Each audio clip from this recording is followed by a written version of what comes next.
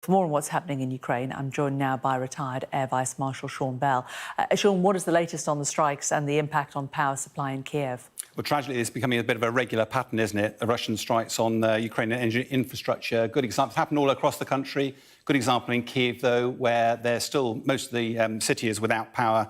These are not military targets. The World Health Organization's warned of a humanitarian catastrophe looming because the hospitals are no longer able to do critical operations there. Why is Putin doing it? Well, it looks likely with his forces performing badly on the battlefield that almost certainly he's closing in on the position where he wants to negotiate, wants to put pressure on the Ukrainian population so that they actually lose the will to continue fighting. But I think that's almost impossible to achieve. And a defiant example in Kyiv last night was they were playing Frank Sinatra's My Way on loudspeakers in the city.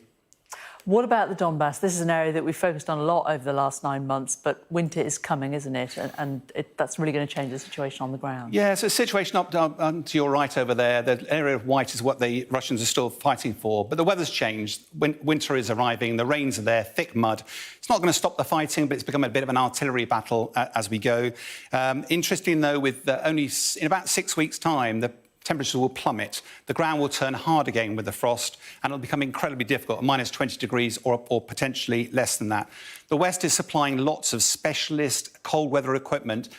Here's an example of Ukraine earlier on this year, when in the rains. It's going to get a lot worse than this. But of course, the West providing lots of high-tech equipment. That will not be available to the Russians with lots of conscripts. This is going to be an incredibly difficult and cold winter for some of those Russian conscripts.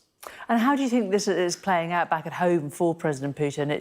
It doesn't seem to be going as he would have liked it to have done. How is he going to bolster support? Yeah, so Russia on the back foot. It's done at least one mobilisation. Allegedly, they're looking at potentially another one. Morale's allegedly low, and Russia will want to be doing everything to bolster support at home. Intelligence reports that at Belgorod, which is literally just to the just inside the Russian border there, the Russians are planning to do a false flag operation. In other words, mount some sort of event which makes it look as if Ukraine has invaded Russia and therefore put the fear into the Russian population and therefore galvanise support. In reality, for Ukrainians, nothing could be further from the truth. There's no motivation from them to go to Russia.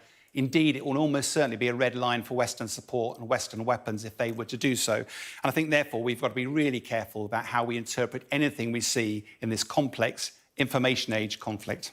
OK, Sean, thanks very much for that.